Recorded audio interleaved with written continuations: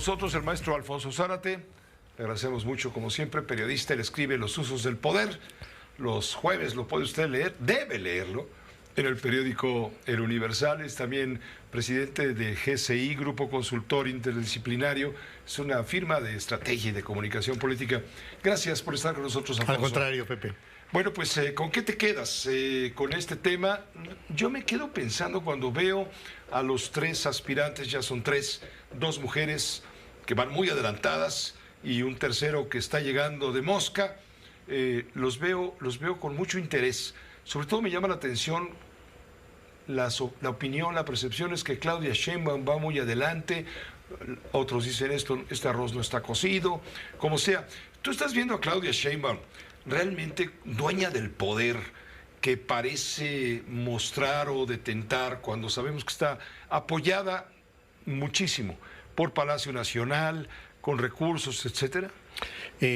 A mí me gustaría, Pepe, acercarme desde una perspectiva histórica y recordar que en la mayor parte del siglo XX el presidente de la República se constituyó en el gran elector. Es decir, el presidente asumía que parte de sus atribuciones era la de decidir su propia sucesión. El famoso dedazo. El famoso dedazo. Ya sabemos que antes, digamos, a partir del triunfo de la Revolución Mexicana, el presidente Venustiano Carranza tiene la idea ingenua de heredarle el poder a un civil. Carranza percibía con preocupación el ascenso de la fuerza política de los militares. Y entonces se le ocurrió que su sucesor debía ser nuestro embajador en Washington, el ingeniero Ignacio Bonillas. Se le atravesó el ejército. Entonces lo que hace el ejército es un golpe de Estado, lo persiguen, lo asesinan en Tlaxcalaltongo y a partir de ese momento el caudillo, que es Álvaro Obregón, se va a hacer de la presidencia de la República. En el primer periodo de Obregón, que es el periodo de 1920 a 24, en esos años eran cuatrienios, le deja el poder a su amigo, paisano, cómplice, Plutarco Elías Calles, con la idea de regresar a partir de 28 por primera vez a un sexenio, porque además lo interesante es que en los 4 años que estuvo en su rancho en Sonora produciendo garbanzos, los obregonistas en el Congreso hicieron 2 reformas constitucionales. La primera para aumentar el periodo de 4 a 6 años y la segunda para... Ahí nace el sexenio. Ahí nace el sexenio. Nacen los sexenios. Y es Lázaro Cárdenas finalmente el que ejerce el primero. Es el primero, exactamente. El primer presidente sexenal. Sexenal, el llamado sí. plan sexenal. Sí, que le imponen los, digamos, la clase política al presidente. Los obregonistas. Cárdenas. Sí, y los callistas, digamos, ese grupo sonorense muy fuerte.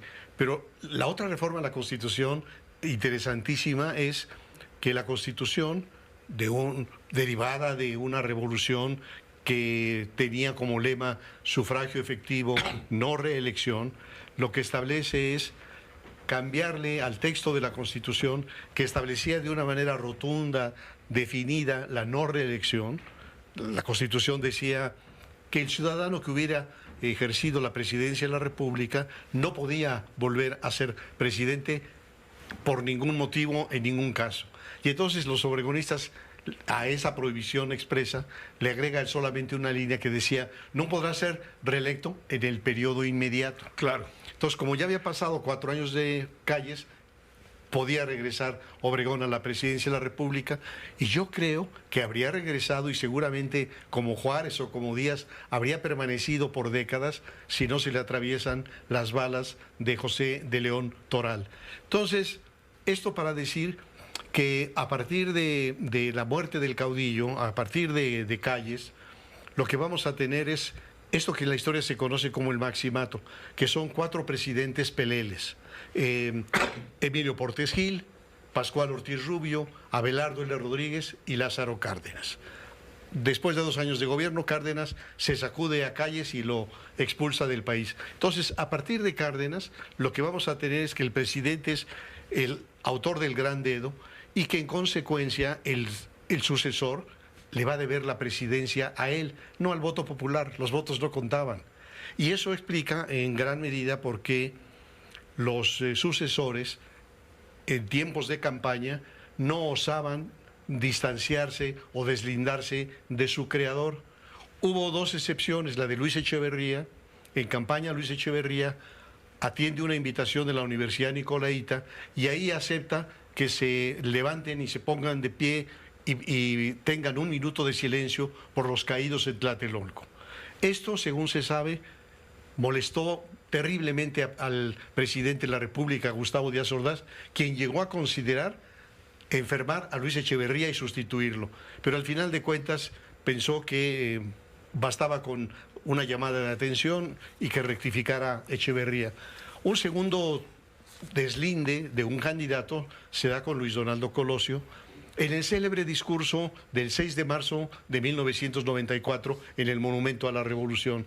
Un espléndido discurso, muy bien dicho, que hace ver a Colosio a la distancia como un candidato imbatible. Tú y yo sabemos, Pepe, que eso no era así. Es decir, que Colosio en aquel momento estaba sufriendo mucho en su campaña, que no prendía. Ese discurso era indispensable para marcar una distancia con Carlos Salinas de Gortari y relanzar su campaña. Ahora, si llegamos entonces al caso de Claudia, ¿qué tanto Claudia tiene capital propio?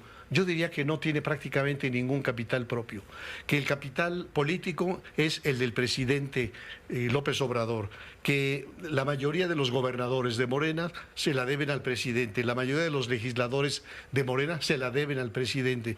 Entonces, hay quien dice, es una copia, una mala copia del presidente. Sí, pero no puede hacer otra cosa.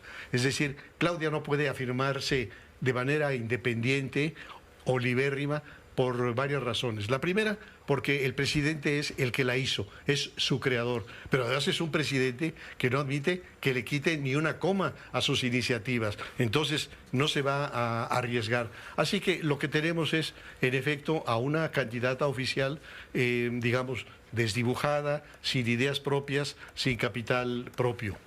Es lo que estamos viendo ahora. Habrá que esperar cuando arranquen las campañas. Si se logra ese deslinde, habrá que escucharla y verla y analizarla con cuidado cuando se den los debates, porque de seguir las cosas como están, y si no esponja como el pastel, no esponja como el soufflé, pues entonces va a haber problemas por más apoyos que tenga de toda índole. Y hay otra pregunta importantísima, Pepe, que es, ¿y qué va a ocurrir si gana la presidencia?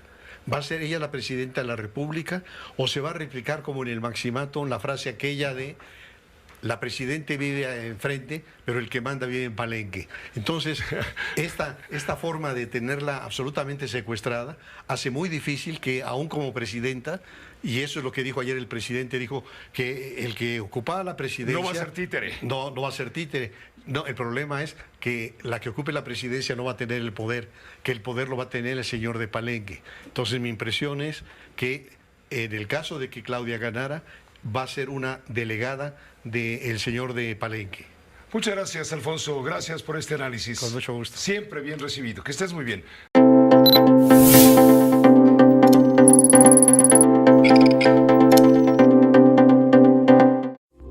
Esta fue una producción de Grupo Fórmula. Encuentra más contenido como este en radioformula.mx.